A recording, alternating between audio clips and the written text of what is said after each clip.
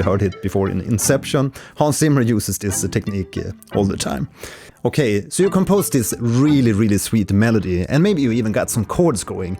But as soon as you play this together, everything falls flat. It lacks the energy, it lacks the vibe, and it's not that epic vision that you imagined to begin with. And most often it's not the melody or the chords that's the problem. It's how you play them. Today I'll show you how changing the way you accompany a melody, maybe changing the rhythm, the dynamics, or the voicings, can really transform your music. Let's take the tour.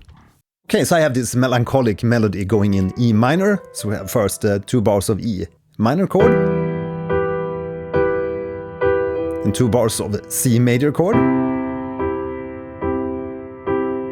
And then we're gonna have 2 bars of A major. We're gonna talk about this chord in a sec because it's not in the E minor scale. Then back to 1 bar of E minor and 1 bar of D major. So most of these chords are from the E minor scale, which is E, F sharp, G, A, B, C, D, and back to E. But we have that A major chord with a C sharp, which isn't part of the E minor scale, but it's part of E Dorian.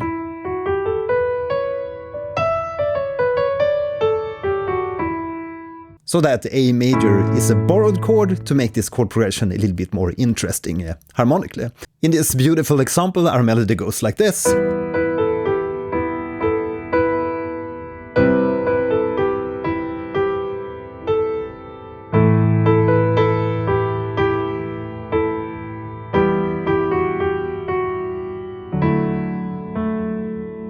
Then back to E major again. Okay, so let's continue and listen to 4 harmonic variations or accompanying variations where we change up the harmony a bit and the rhythm and dynamics, and let me know in the comments which of these 4 versions you like the best. And afterwards we're gonna dissect and talk more about what makes these different. Number 1.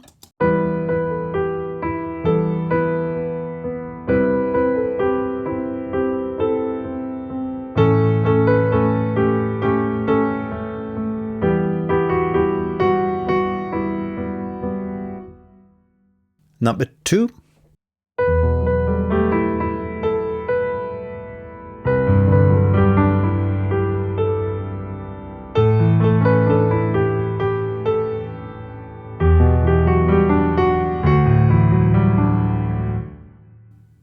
Number 3.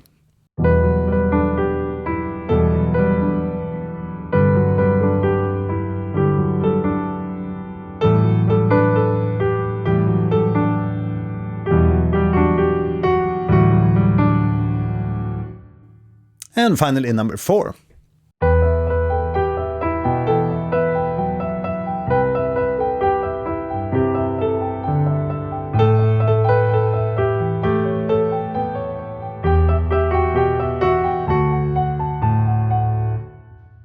Right, so that's our 4 variations, and let me know in the comments which of these 4 variations you like the best. Now let's look at these different variations and talk about what makes these different. Right, so in this first example, that's how you probably would lay down the chords as a beginner piano player or a beginner keyboard player. Just playing the chords like held notes, and maybe some staccato like that.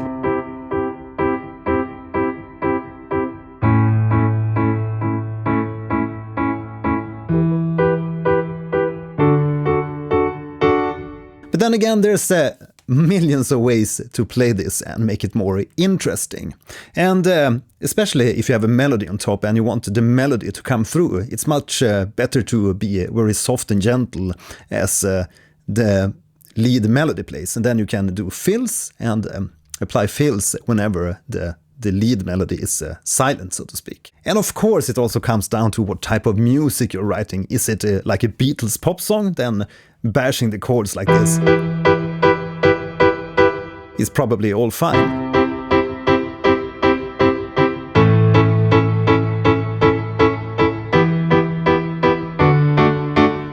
But then again, if you're writing a softer piece or you want a more lush arrangement, it might be much better to play softly and spread out the notes. So let's take a look at the next example.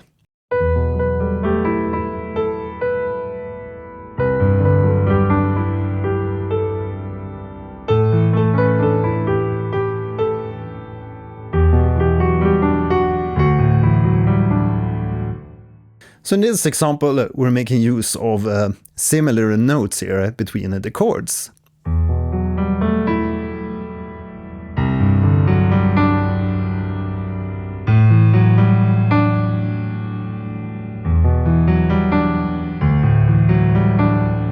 So in this second example, we're making use of the 9 in the chord, and the 9 in the E minor chord will of course be that F sharp.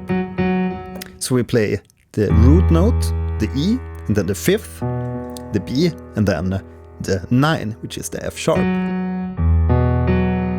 And then we continue upwards with playing in G, A, and then the top D.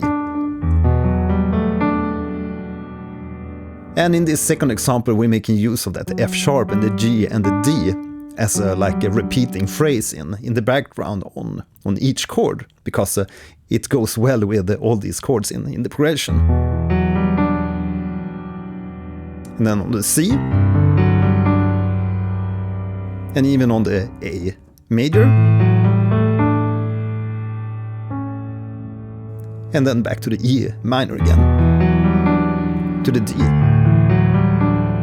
So you can hear the F sharp, G, and the D works well across all these chords. And it's great to find these like common notes between different chords in your chord progression and utilize these in your background as like a repeating ostinato, which is a repeating phrase throughout your pattern or throughout your composition.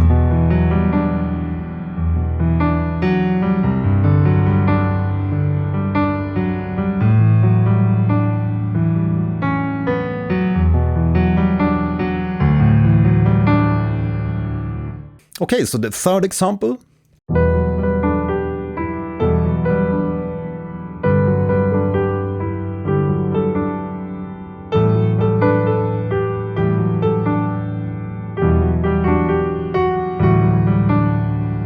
Right, so in example 3 we play a variation of that F sharp, G, and D that we played in the second example, but we play it in a reversed order or another order with the G, F sharp, G, and D.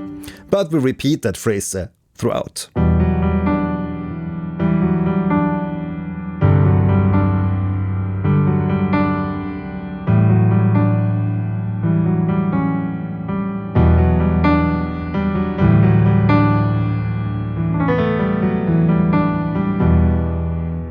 So that's another variation, how we can accompany our melody. Now for the fourth and final example.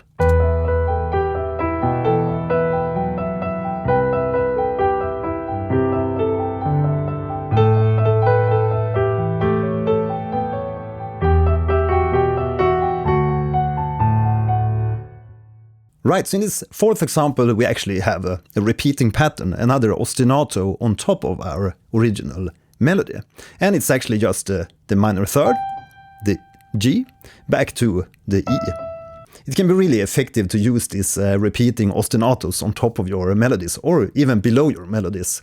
You heard it before in Batman, you heard it before in Inception. Hans Zimmer uses this technique all the time. So in this case, it's our first chord, the C, the A major, back to the E minor, to the D major, and then back to E minor. And you might have heard I made some slight changes in the bass too. So we have that E, then we play the 5th, and then the octave, and then the 9. And we spread this apart a little bit, so we get like a complement to the melody. As you can see here, if we look at the arrangement, we first have the melody. And then we have that bass riff. as a little complement to the melody.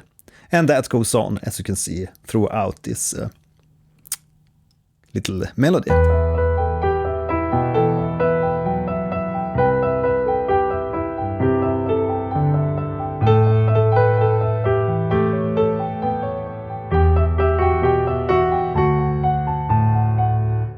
Okay, so I hope that gave you some tips on how you can write your accompanying supporting harmony to your lead melody and get some variation out of your music. And of course we can also mix and match these different variations throughout our piece to get variation into the composition. And yeah, of course, go ahead now and try this yourself and let me know if you come up with some great ideas. My name is Mattias, thanks for watching today. Don't forget to enroll in my music theory course if you want to learn more about music theory, harmony, composition, rhythm, and how to write great music. Okay, see you in the next episode. Thanks for watching today. Bye.